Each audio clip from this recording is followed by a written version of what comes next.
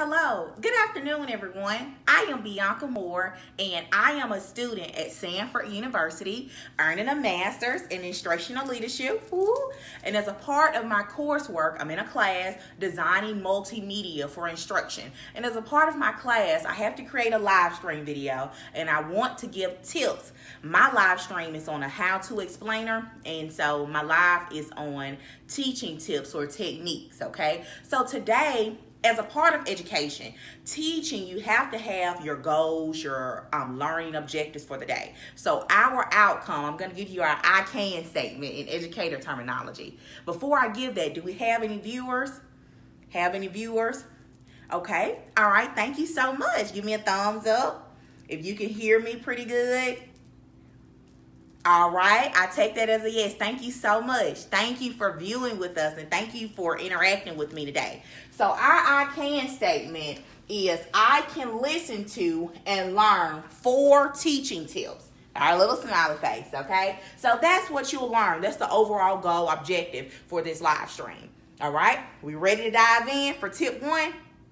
Let me get a thumbs up. Thumbs up. All right, I take that as a yes.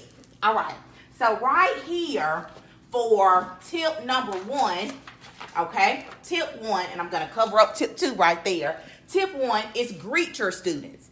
Anytime you come in the classroom, you want to greet your students because that's going to tie into relationship building. If I see that Keontae is coming in, and I'm sure that Keontae, is always a pretty positive, happy person, and I see that she's coming in, she's not in the best mood, her face may not show, the best mood, then I'm going to greet her, and that'll allow me to know what type of mood my student is in. So therefore, my student is going to know that I care about her, not just as my student, but I care about her as a person. Before we can teach any content, whether mathematics, English, history, we have to know our students. So tip number 1 is greet your students.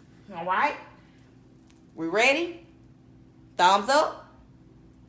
Thank you. Thank you. All right. Tip 2. Tip 2 listed here is establish clear expectations. So what I'm doing here, this is my Facebook Live. I am establishing clear expectations of what I want my viewers to achieve at the end of this live. So here, we're going to post our daily objectives. We're going to post our agenda, and I'm going to make it plain. All right.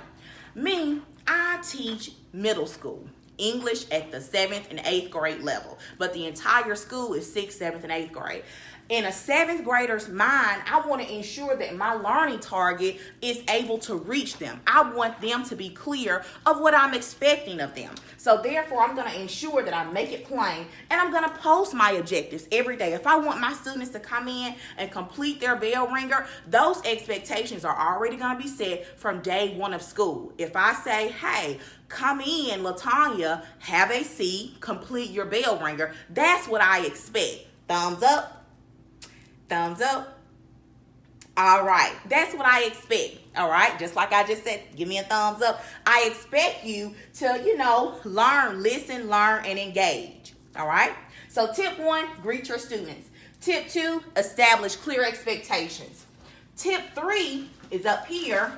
And tip 3 is always call, roll, and post attendance accurately.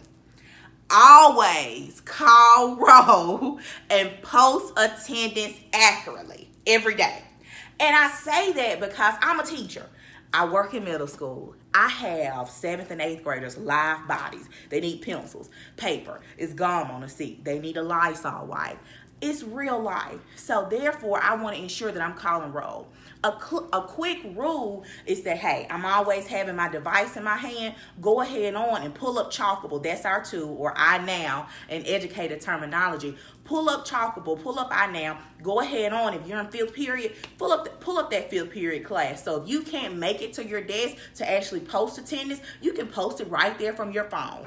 That is making sure that students are where they are supposed to be at all times. Oh, well, I saw John 4th period. Well, now it's 6th period. You want to be sure that he's in his 6th period class. You want to be sure that students are where they're supposed to be. So that is calling roll and posting attendance daily. All right. So before we get to the last tip, just recap, because I know we may have some viewers coming in. Okay, so tip 1, greet your students.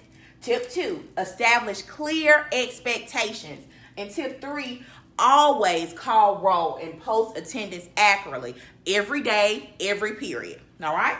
Tip 4, our final tip for this afternoon is to be consistent and timely in discipline, consequences, and rewards. Let me repeat that. Be consistent and timely in your discipline, consequences, and your rewards.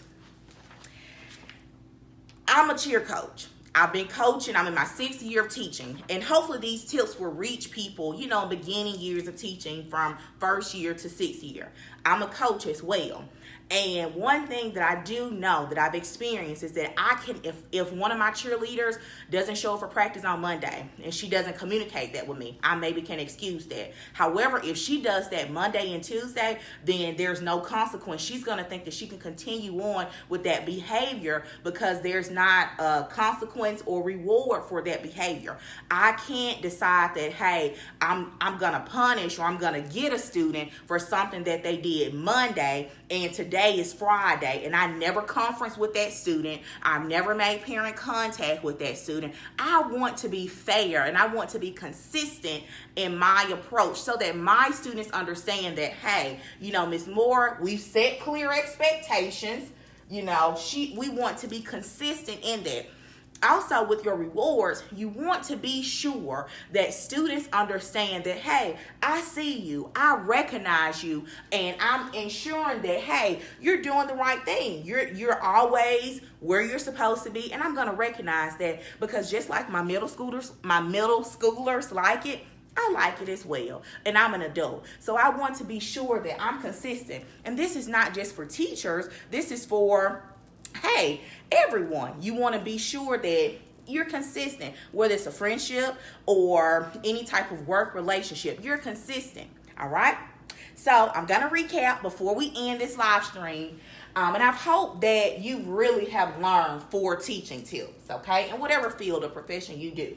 Tip 1, greet your students. That's relationship building. My students are going to know that I'm not just their teacher. I understand that they're a person as well.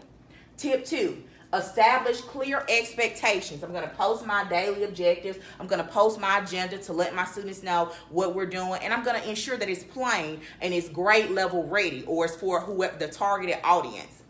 And tip 3, I'm going to call roll and I'm going to post attendance accurately every period, every day.